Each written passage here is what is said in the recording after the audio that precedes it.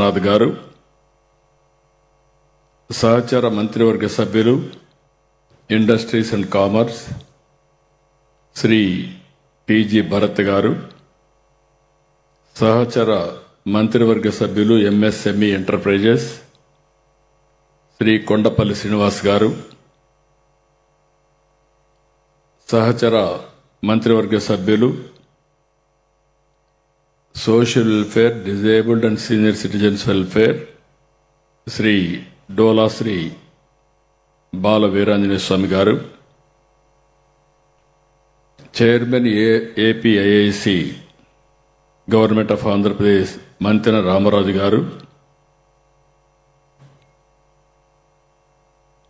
Chairman AP MSME development corporation Thammireddy Siva Shankarrao గారు, industry secretary యువరాజు గారు, ఈరోజు ఈ కార్యక్రమానికి వచ్చిన అందరికీ మనస్ఫూర్తిగా స్వాగతం, సుస్వాగతం, నమస్కారాలు.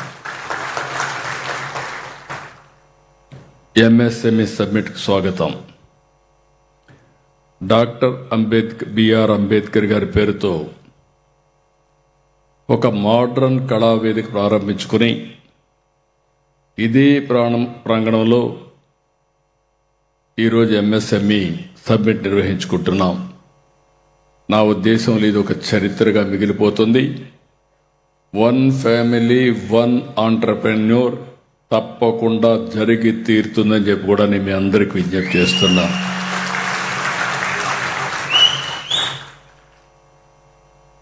అధికారిక కార్యక్రమాలకు, వేడుకలకు, సమావేశాలకు, జాతీయ అంతర్జాతీయ సదస్సులకు ఆధునిక సౌకర్యంతో నిర్మించిన అంబేద్కర్ కన్వెన్షన్ సెంటర్ చాలా బాగా ఉపయోగపడుతుంది.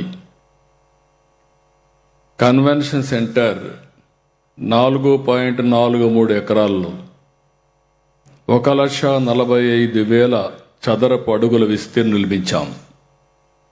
1,500 మంది ఒకేసారి హాజరై కార్యక్రమాలు నిర్వహించుకునేందుకు అవసరమైన సౌలభ్యం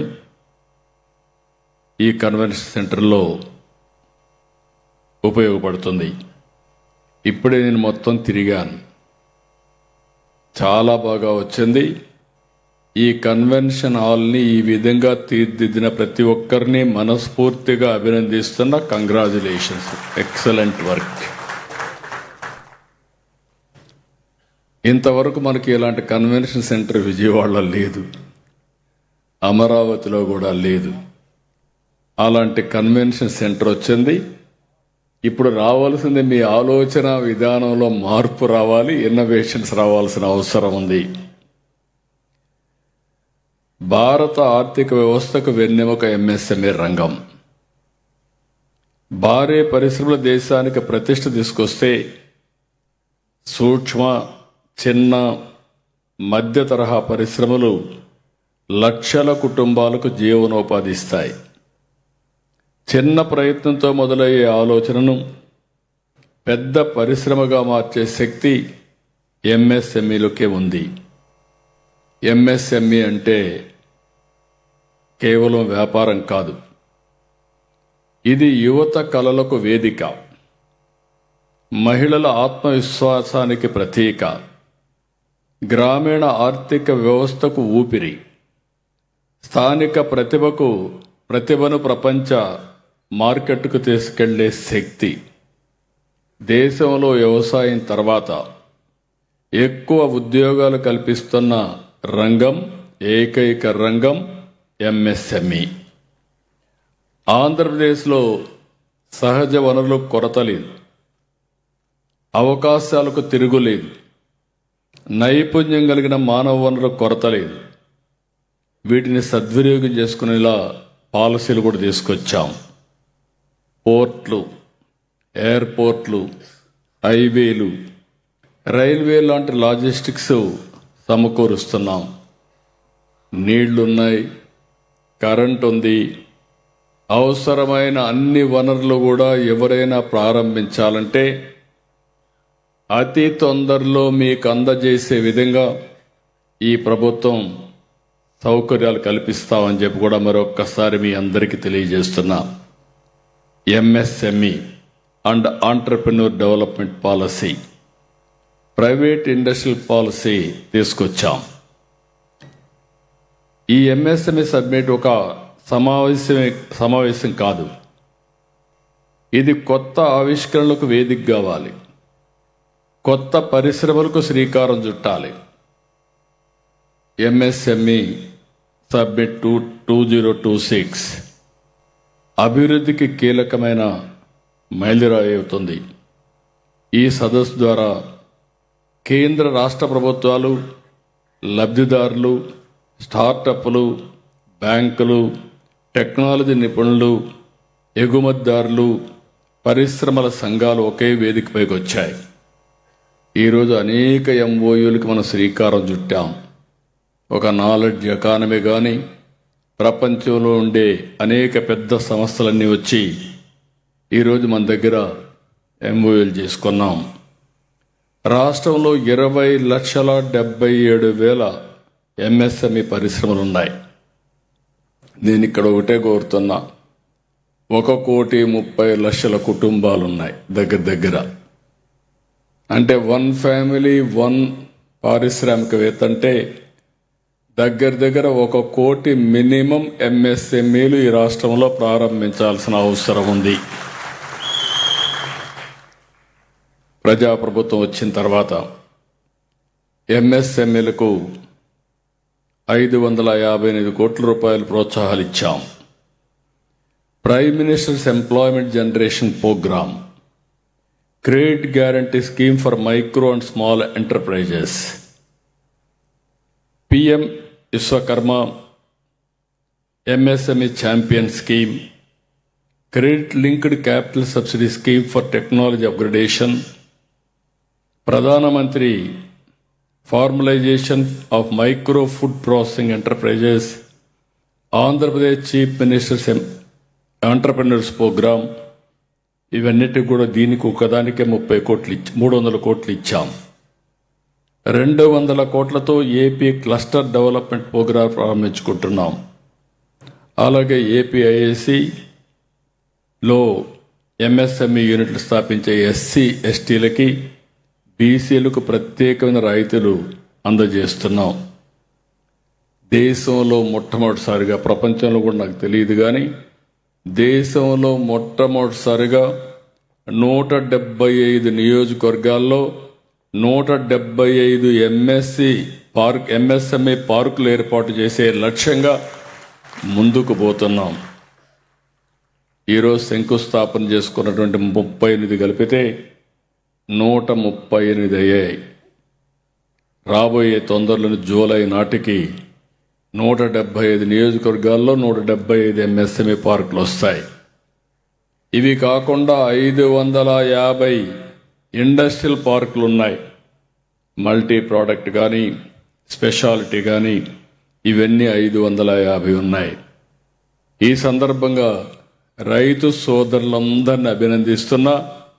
ఆంధ్రప్రదేశ్లో ఇండస్ట్రీ కావాలంటే రైతులు సహకారం అమోఘం. మనస్ఫూర్తిగా మీరు చూస్తే ఒక్కొక్కసారి చాలా తొందరగా ఏ ప్రాజెక్టు కావాలన్నా భూమి కావాలి. చాలా రాష్ట్రాల్లో ఇవ్వలేకపోతున్నారు. ఈ రాష్ట్రంలో మాత్రం ఎలాంటి ఇబ్బంది లేకుండా రైతులు పూర్తిగా సహకరించారు. వాళ్ళందరికీ మనస్ఫూర్తిగా మరొక్కసారి అభినందిస్తున్నా, ధన్యవాదాలు తెలియజేస్తున్నా. నేను మొదటి నుంచి కూడా ఒకటే ఆలోచిస్తున్నా, ఎవరైనా భూమి ఇచ్చినప్పుడు ఆ రైతుకు కూడా న్యాయం చేయాలి. అప్పుడే వాళ్ళు ముందుకు వచ్చే పరిస్థితి వస్తుంది. అలాంటి సిద్ధాంతంతో మనం ముందుకు పోతున్నాం. ఈరోజు మీరు చూస్తే మన అమరావతి రాజధానికి 33,000 ఎకరాలు భూమి ల్యాండ్ పూలింగ్ కింద ఇచ్చిన ఏకైక ప్రయోగం భారతదేశంలో కాదు, ప్రపంచంలో కూడా ఎక్కడా జరిగుండదు. అలాంటిది ఇక్కడ జరిగింది. ఇప్పుడు ఫేజ్ 2 కింద కూడా 17,000 ఎకరాలు ఇస్తున్నారు. దానివల్ల మీరు చూస్తే భూమి ఇచ్చిన రైతులు నష్టపోవడం లేదు, అభివృద్ధి చాలా బాగా జరిగే పరిస్థితి వస్తూ ఉంది. ఇంకొక పక్కన జూన్ 2024 నుంచి ఇప్పటి వరకు 2953 ఎంఎస్ఎంఈ యూనిట్లు రాగా వాటి ద్వారా దగ్గర 4,68,000 కోట్ల రూపాయలు పెట్టుబడులు పెట్టాం. ప్రైవేట్ ఎంఎస్ఎంఈ పార్కుల ఏర్పాటుకు ఎవరైనా రైతులు ముందుకొస్తే, ప్రైవేట్ వ్యక్తులు ముందుకొస్తే వారికి కూడా ఇన్సెంటివ్స్ ఇస్తాం. అవన్నీ కూడా మీరు గుర్తుపెట్టుకోవాల్సిన అవసరం ఉంది. ఇక్కడే శ్రీ సిటీ ఉంది. దేశంలో నెంబర్ 1 పార్క్గా ఈరోజు శ్రీ సిటీ తయారైందంటే దానికి కారణం అక్కడ డెవలప్ చేసే మేనేజ్మెంట్ అని చెప్పి నేను మీకు తెలియజేస్తున్నా. అలాంటి వాళ్ళు ముందుకు రావాల్సిన అవసరం ఉంది. 1 ఫ్యామిలీ 1 ఆంటర్ప్రెన్యూర్ లక్ష్యం. పోయిన సంవత్సరం ఒక మెసేజ్ ఇచ్చాం. డాక్రా సంఘాలు నాకు దగ్గర, నేనే ఆ డాక్రా సంఘాలను ఏర్పాటు చేశాం.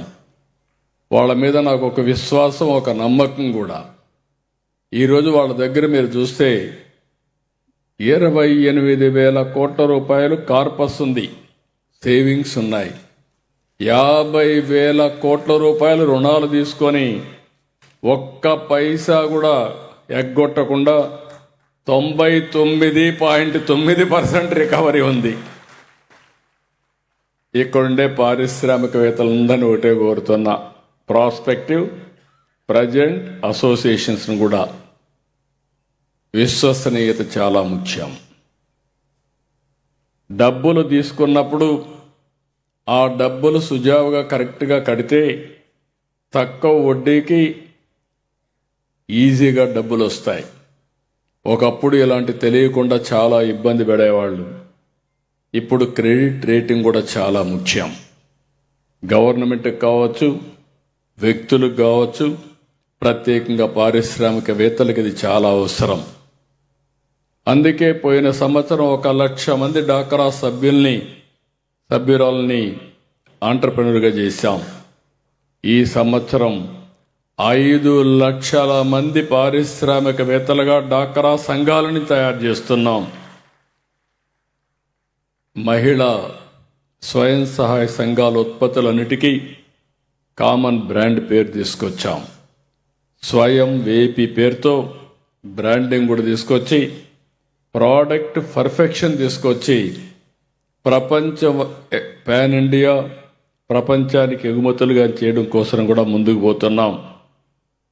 ఆంధ్రప్రదేశ్ని ఇన్నోవేషన్ డ్రివన్ ఎకోసిస్టమ్గా తీర్చిదిద్దాలని మా లక్ష్యం. రతన్ టాటా ఇన్నోవేషన్ హబ్ ద్వారా యువతలో సృజనాత్మకత, స్టార్టప్ సంస్కృతిని తీసుకొస్తున్నాం. ఇన్నోవేషన్ని ప్రోత్సహిస్తాం, అవసరమైన మద్దతు ఇస్తాం. రాబోయే రోజుల్లో మీరు అంత తొందరగా స్పందిస్తారని నాకు తెలియదు. విజయవాడ నుంచి చాలామంది అమెరికా వరకు వెళ్ళి, హైదరాబాద్ అమెరికాకి వెళ్ళి పెద్ద పెద్ద పారిశ్రామికవేత్తలు అయ్యారు. ఇక్కడ మీరు పరిశ్రమలు పెట్టి ఇక్కడ మీరు రాణించాల్సిన అవసరం ఉంది. ఏపీ నుంచి 100 యూనికార్న్ సంస్థలు ఏర్పాటు చేయాలనే లక్ష్యంగా ఈరోజు ఈ ప్రభుత్వం ముందుకు పోతా ఉంది. మీ ఆలోచనలకు రాష్ట్రాన్ని వేదిక చేసుకోండి. అవేర్ ఆల్ డేటా, అది సెటిలైట్ నుంచి కానీ, సెన్సార్స్ నుంచి కానీ, లేకపోతే మీరు ఏదైనా చెప్పండి, 42 పారామీటర్స్తో డేటా అంతా కలెక్ట్ చేస్తున్నాం. డేటా లేక్ పెట్టాం. ప్రభుత్వానికి అవసరమైనటువంటి నాలెడ్జ్ ఎకానమీలో ఇన్నోవేషన్స్ కానీ మీరు ఎలాంటి సహకరించగలుగుతారో దానికి కూడా ఎక్కడికక్కడ కాంపిటీషన్ పెడుతున్నాం, మీకు అందరికి అందుబాటులో పెడుతున్నాం. రాబోయేది నాలెడ్జ్ ఎకానమీ, ఈరోజు కూడా జరిగేది అది. దీనికి చిరునామాగా ఆంధ్రప్రదేశ్ ఉండాలని, ఆ దిశగా స్టార్టప్లు ప్రారంభించాలని కూడా మరొకసారి మనస్ఫూర్తిగా కోరుకుంటున్నా. గ్రామీణ ప్రాంతాలకు టెక్నాలజీ తీసుకెళ్లాలనే లక్ష్యంతో స్మార్ట్ విలేజ్ సెంటర్లు ప్రారంభించాం. విలేజ్ టు గ్లోబల్ మార్కెట్ మా విజన్. Kia, Google, Arcelor steel, defence వంటి సంస్థలకు అనుబంధ పరిశ్రమలు ఏర్పాటు చేసుకునే అవకాశాలు ఉన్నాయి. ఎంఎస్ఎంఈ ఎకో సిస్టమ్స్ క్రియేట్ చేసుకోవాల్సిన అవసరం ఉంది. ఒక పరిశ్రమ వ్యర్థాలు మరో పరిశ్రమకు ముడిసరుకు అవుతుంది. ఇదే సర్క్యులర్ ఎకానమీ. ఎంఎస్ఎంఈలు పూర్తిగా ఫోకస్ చేయాల్సిన అవసరం ఉంది. ఎంఎస్ఎంఈ సబ్మిట్ వేదిక నుంచి యువతకు ఉపయోగపడేలా జాతీయ అంతర్జాతీయ సంస్థలతో ఎంఓయూలు కుదుర్చుకుంటున్నాం. ఇప్పుడే మీరు చూశారు, అనేక సంస్థలు, ఒక పక్క అమెజాన్, మెటా, అనేక సంస్థలతో ఒప్పందాలు చేశాం. దేశంలో ఉండే నాలెడ్జ్ కానీ స్కిల్ డెవలప్మెంట్ ఉండే సంస్థలంతా కూడా ఇక్కడ వచ్చి పనిచేసే అవకాశాలు ఇస్తున్నాం. ఈ ఒప్పందాలు కేవలం పెట్టుబడులకే పరిమితం కావు. ఇవి యువత భవిష్యత్తుకు, ఉపాధికి, నైపుణ్యాభివృద్ధికి కొత్త దారులు చూపిస్తాయి. ప్రపంచం వేగంగా మారుతూ ఉంది. టెక్నాలజీ మారుతూ ఉంది. ఉద్యోగాల స్వరూపం మారుతూ ఉంది. అందుకే నేను ఆలోచించేది, ప్రపంచంలో ఉండే నాలెడ్జ్ని, ప్రపంచంలో ఉండే టెక్నాలజీని, ప్రపంచంలో ఉండే స్కిల్స్ని ఇంటిగ్రేట్ చేసి బిజినెస్ మోడల్స్ తయారు చేయాలనేది నా ఆలోచన. ప్రపంచంలో ఉండి ఇవన్నీ తీసుకొచ్చి దానికంటే ప్లస్ చేసి ఈ రాష్ట్రంలో ఉండే యువతకు అందజేయడం నేను ఒక బాధ్యతగా పెట్టుకున్నానని చెప్పి కూడా నేను మీ అందరికీ విజ్ఞప్తి చేస్తున్నా. పరిశ్రమలకు అవసరమైన నైపుణ్యాన్ని యువతకు అందించి రాష్ట్రాన్ని స్కిల్డ్ స్టేట్గా చేస్తున్నాం. మెటా, అమెజాన్ వంటి ప్రపంచ స్థాయి సంస్థలు ఇప్పుడే చెప్పాను. ఇంకొక పక్కన మీరు చూస్తే AI, metallurgy, logistics, green energy, aviation, agriculture, ఇలాంటి సమస్యలన్నీ కూడా నేను ఆలోచించే విధానం, నాలెడ్జ్ ఉండాలి, దానిపైన టెక్నాలజీ అనుసంధానం చేయాలి, దానికి బిజినెస్ మోడల్స్ తయారు చేయడానికి ఇన్స్టిట్యూషన్స్ ఆఫ్ ఎక్సలెన్స్ కానీ, లేకపోతే డీమ్డ్ యూనివర్సిటీస్ కానీ, ఇవన్నీ కూడా ఎస్టాబ్లిష్ చేసి ప్రైవేట్ సెక్టర్ని పూర్తిగా ఇన్వాల్వ్ చేస్తున్నాం. అది చేసినప్పుడు వాళ్ళకుండే అనుభవంతో, అది కూడా కాకుండా మొత్తం గ్లోబల్ కంపెనీస్ కూడా అనుసంధానం అయితే చాలా పెద్ద ఎత్తున యువతకు ఉపయోగపడే పరిస్థితి వస్తుంది. అమరావతిలో bits Pilani one of the best latest campus వస్తూ ఉంది. రాబోయే 3 ఏళ్లలో మీరు చూస్తే మెయిన్గా వాళ్ళు ఫోకస్ చేసేది ఏఐ పైన, క్వాంటమ్ పైన, లేటెస్ట్ టెక్నాలజీ పైన ఫోకస్ చేసే పరిస్థితికి వస్తున్నారు. యువత గ్లోబల్ నాలెడ్జ్, గ్లోబల్ టెక్నాలజీని నేర్చుకుని ప్రపంచ స్థాయిలో పోటీ పడేలా చేస్తాం. ఒకవైపు ఇన్ఫ్రాస్ట్రక్చర్ అభివృద్ధి, మరొక వైపు ఫైనాన్షియల్ కనెక్టివిటీ, ఇంకొక వైపు అపారమైన అవకాశాలు. ఈ 3 కలిస్తే అభివృద్ధికి కొత్త దిశ ఏర్పడుతుంది. ఈ సందర్భంగా రాష్ట్రంలో ఉండే 3 వర్గాలు ఉన్నాయి.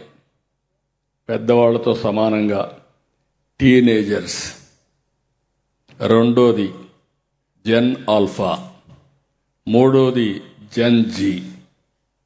ఈ ముగ్గురికి కూడా ఆలోచనలు డిఫరెంట్గా ఉంటాయి. జనరేషన్కు యాస్పిరేషన్లు మారుతూ ఉంటాయి. ఇప్పుడు చిన్నప్పుడే సెల్ ఫోన్తో అలవాటు అయిపోయింది కాబట్టి ఎవరైతే టీనేజర్స్ ఉన్నారో అప్పుడే ప్రారంభమవుతున్నారో వాళ్ళు కూడా ఇన్నోవేషన్ స్టార్ట్ చేయ పరిస్థితికి వచ్చేసారు.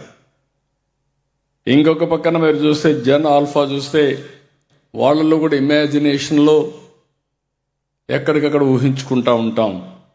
జెన్ జీ వాళ్ళు కూడా that is the best age according to me. వాళ్ళందరికీ నేను ఒకే విషయం చెప్తున్నా, మీకు ఏ స్కిల్ కావాలో చెప్పండి, మీకు ఏ రంగంలో ఆసక్తి ఉందో చెప్పండి, మీ ఆశయాలు ఏంటో చెప్పండి, మీరు ఏ విధంగా చదువుకుంటారో కూడా చెప్పండి.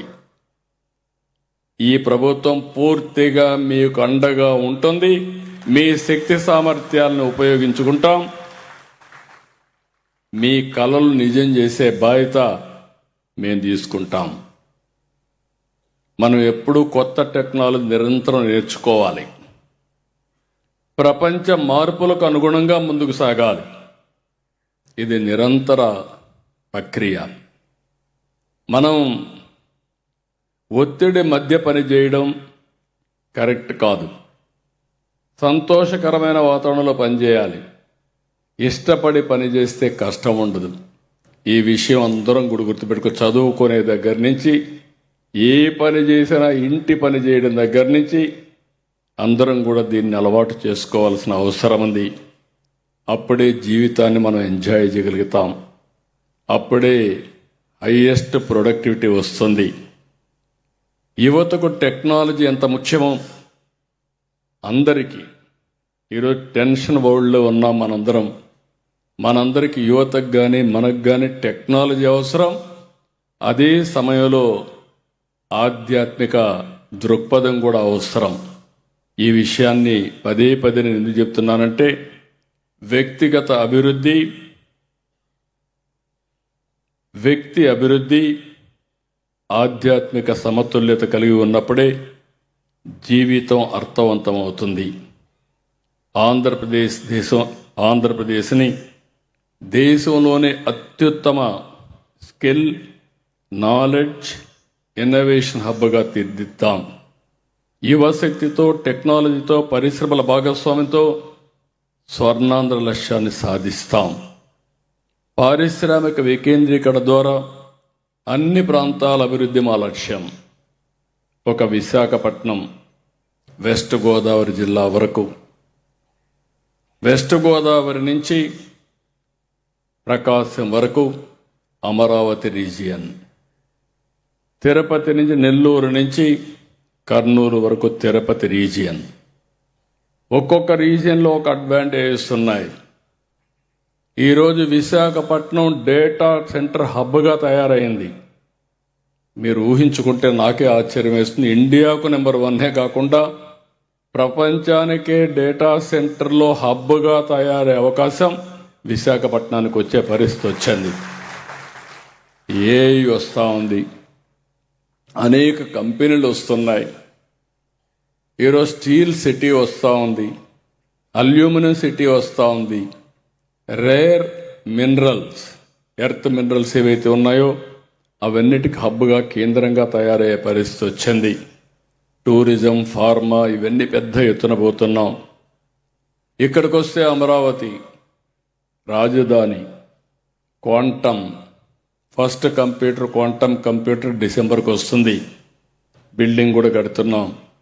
నేను క్వాంటమ్ కంప్యూటర్ తేవాలని ప్రయత్నం చేస్తే దానికే 5 దేశాల్లో మనం ఒకరైతే, ఇప్పుడు క్వాంటమ్ కంప్యూటర్ మేమెందుకు తయారు చేయలేమని మన వాళ్ళు ముందుకొచ్చి క్వాంటమ్ కంప్యూటర్లు తయారు చేసే కేంద్రంగా అమరావతి తయారవుతా ఉంది.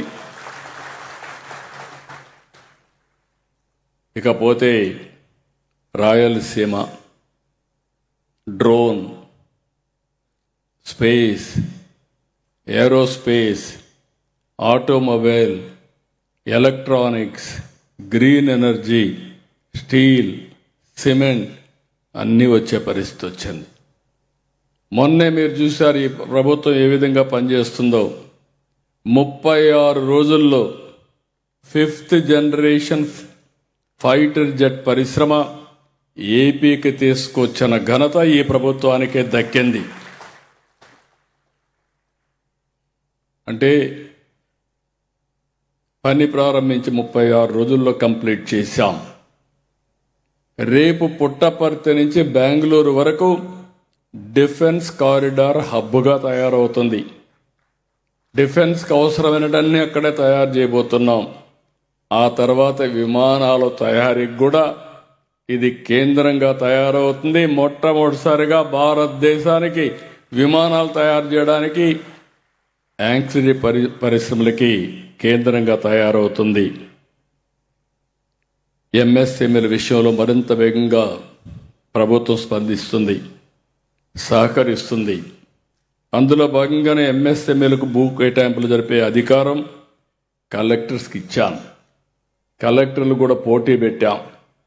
మీరు ఎన్ని ఎంఎస్ఎంఈ పార్కులు తెస్తారు, ఎంత బిజినెస్ను ప్రమోట్ చేస్తారో పోటీ పెట్టాం.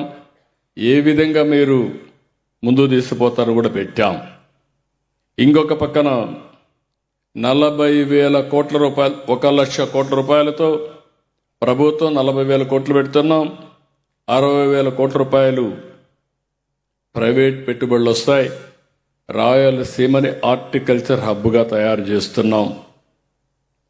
ఇంకొక పక్కన మీరు చూస్తే temple tourism, eco tourism, beach టూరిజానికి ఏపీ బెస్ట్ డెస్టినేషన్. అందరం గోవాకి వెళ్తున్నాం. గోవాకు మించిన ప్రదేశం సూర్యలంక మనకు ఒకటి ఉంది. రాబోయే రోజుల్లో గోవా కంటే మెరుగైన టూరిజం హబ్గా సూర్యలంక తయారవుతుంది. ఇంకొక పక్కన మీరు చూస్తే పోలవరం పూర్తయిన తర్వాత పాపికొండలు, అక్కడి నుంచి మీరు భద్రాచలం పోయిస్తే ఆ అనుభవమే డిఫరెంట్గా ఉంటుంది. మరో గ్రాండ్ కెనన్ గండికోట, ఇలాంటివన్నీ కూడా one of the best places మన దగ్గర ఉన్నాయి. ఇంకొక పక్క మీరు చూస్తే మన రాష్ట్రంలో శక్తి పీఠాలు ఉన్నాయి, పంచారామాలున్నాయి, జ్యోతిర్లింగంతో సహా అనేక దివ్యక్షేత్రాలుండే రాష్ట్రం. ప్రతిదీ పెట్టుబడికి అనుకూలమే. రాష్ట్రంలో సమృద్ధిగా ఖనిజ వనరులున్నాయి. వీటి వాల్యూ అడిషన్ ఇచ్చే పరిశ్రమల స్థాపనకు సహకరిస్తాం. ఒకసారి ఒప్పందం చేసుకున్నాక మీ పరిశ్రమ ప్రభుత్వ పరిశ్రమగా వస్తుంది. అక్కడి నుంచి మీతో కలిసి పనిచేస్తాం. 28 పాలసీలతో, సంస్కరణలతో రాష్ట్రానికి పెట్టుబడులు పెద్ద ఎత్తున వస్తున్నాయి. 23 నెలలు, 23 లక్షల కోట్ల రూపాయలు, 23 లక్షల మందికి ఉద్యోగాలు తీసుకొచ్చిన ఘనత ఒక్క ఎన్డీఏ ప్రభుత్వానికే దక్కింది. అంటే నెలకు 1,00,000 ఉద్యోగాలకు శ్రీకారం చుట్టాం. ఇంకొక పక్కన ఉమ్మడి రాష్ట్రంలో ఐటీతో తెచ్చిన ఒక్క పాలసీ తెలుగు జాతి ప్రతిభ ప్రపంచం గుర్తింపు తెచ్చింది. నేడు ప్రపంచంలో తెలుగువారు అందరికంటే తలసరి ఆదాయం ఎక్కువగా సంపాదిస్తున్నారు. అంటే ఒక్క పాలసీ 25 సంవత్సరాల్లో పెను మార్పులకి దారి తీసింది. ప్రధానమంత్రి నరేంద్ర మోడీ గారు చిప్ టు షిప్ అన్నారు. రెండోది 2047కు వికసిత్ భారత్ తయారు చేశారు. అదే స్ఫూర్తితో మనం కూడా స్వర్ణ ఆంధ్రప్రదేశ్ 2047 తయారు చేసుకున్నాం.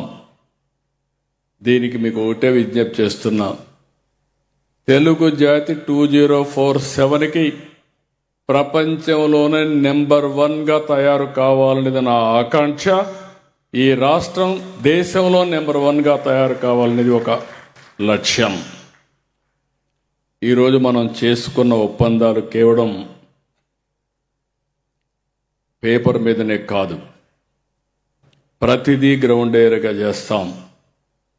ఎంత వేగంగా ప్రాజెక్టులు వస్తున్నాయో అంతే వేగంగా ప్రాజెక్టులు గ్రౌండ్ అవుతాయి. నేను కొత్తగా ఒకప్పుడు ఈజ్ ఆఫ్ డూయింగ్ బిజినెస్ మాట్లాడాను. ఇప్పుడు స్పీడ్ ఆఫ్ డూయింగ్ బిజినెస్ మాట్లాడుతున్నాం. అదే మరి గవర్నమెంట్లో కూడా స్పీడ్ ఆఫ్ డెలివరింగ్ గవర్నెన్స్ మాట్లాడుతున్నాం. ఇంకొక పక్క మీరు చూస్తే మీరు ఎవ్వరు కూడా ఎక్కడికి రావాల్సిన పని లేదు. ఒకసారి ఆన్లైన్లో మన మిత్ర వాట్సాప్లో మీరు కానీ ఎంటర్ అయితే మీకు ఏ పని కావాలన్నా చేసి పెట్టే బాధ్యత రూల్స్ ప్రకారం ఈ ప్రభుత్వం తీసుకుంటామని మరొక్కసారి మీ అందరికీ హామీ ఇస్తున్నాం. సైనింగ్, గ్రౌండింగ్, ఓపెనింగ్ 3 కూడా మా మోటో. మీరు కలిసి రండి. మళ్ళీ చెప్తున్నా, ఒక పద్ధతి ప్రకారం పనిచేద్దాం. ఈరోజు ఈ బిల్డింగ్ చూశారు. గడిచిన ప్రభుత్వం ఈ బిల్డింగ్ను కట్టకుండా పాడుబడిన గోడలతో వదిలిపెట్టారు. నేను చూసినప్పుడు ఒక మాట చెప్పాను, పిలిపించాను మా ఆఫీసర్ని. ఇది తొందరలో పూర్తి చేయాలని చెప్పాను. దానికి కావలసిన డైరెక్షన్స్ ఇచ్చాను. ఈరోజు ఈ యొక్క బిల్డింగ్ చూస్తే, బిఆర్ అంబేద్కర్ కన్వెన్షన్ సెంటర్ చూస్తే, ఆధునికమైన వసతులు, తెలుగు సంస్కృతి సాంప్రదాయాలు ఉట్టిపడే విధంగా, ఎటు చూసినా మన వారసత్వాన్ని గుర్తు చేసే విధంగా ఈ యొక్క కన్వెన్షన్ సెంటర్ని తీర్చిదిద్దారు. దాన్ని చూసినప్పుడు నాకు ఎంతో తృప్తిని వచ్చింది. రాబోయే రోజుల్లో ఇలాంటివి ఇంకొక 5 నిర్మాణం చేసి రాష్ట్రమంతా కూడా ఎక్కడికక్కడ కల్చరల్ ప్రోగ్రామ్స్ కానీ, ఈవినింగ్ అయితే కల్చరల్ ప్రోగ్రామ్స్ కానీ, అదే మరి కన్వెన్షన్స్ కానీ, సభలు, సమావేశాలు, జాతీయ అంతర్జాతీయ సమావేశాలు కూడా పెట్టుకునే పరిస్థితి వస్తుంది. అన్నీ తీసుకొస్తున్నాం, అన్ని విధాలా సహకరిస్తున్నాం. అయితే మీలో చైతన్యం రావాలి, పట్టుదల మీలో పెరగాలి. అదే మరి అందరం కూడా కొన్ని ప్రిన్సిపల్స్ పెట్టుకోవాలి. వాల్యూ బేస్డ్ ఎథిక్ దాన్ని ఆలోచించి ఎథిక్స్ బేస్డ్గా పనిచేయగలిగితే ఏ మాత్రం కూడా వెనక్కిపోయే పరిస్థితి ఉండదు. దయచేసి మళ్ళీ మిమ్మల్ని అందరినీ కోరుతున్నా, ఇది ప్రారంభం మాత్రం. రాబోయే రోజుల్లో 1 ఫ్యామిలీ 1 ఆంటర్‌ప్రెన్యూర్గా తయారు చేసే వరకు ఈ ప్రభుత్వం మీకు అండగా ఉంటామని మరొక్కసారి హామీ ఇస్తూ మీ అందరికీ నమస్కారాలు. జై భారత్, జై తెలుగు తల్లి, జై హింద్.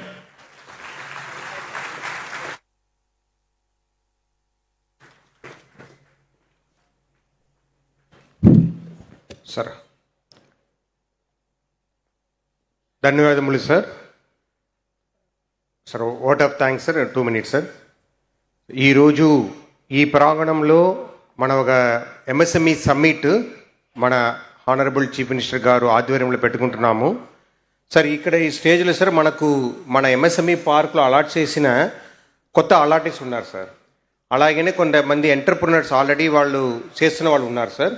బేసికల్గా మనము ఈరోజు ఫుల్ డే సెషన్ ఒకటి పెట్టాము సార్, మార్నింగ్ నుంచి ఈవినింగ్ వరకు. మనకు మన తమరు చూసిన స్టాల్స్లో ఉన్నవాళ్ళు కొంతమంది వాళ్ళందరూ కూడా సార్ ఇక్కడ వీళ్ళకి క్లాసెస్ ఇస్తారు sir. They will also awareness class పెడతాం సార్. ఈ మెంటర్ వీళ్ళని చూసి వాళ్ళు కూడా కొద్దిగా ప్రొజెక్ట్ చేసుకుని ముందుకు వెళ్తారనేది ఉద్దేశం sir. So I request all the people to SIT down for 2 minutes. We have national anthem also. 2 నిమిషం కూర్చోవాలి. సో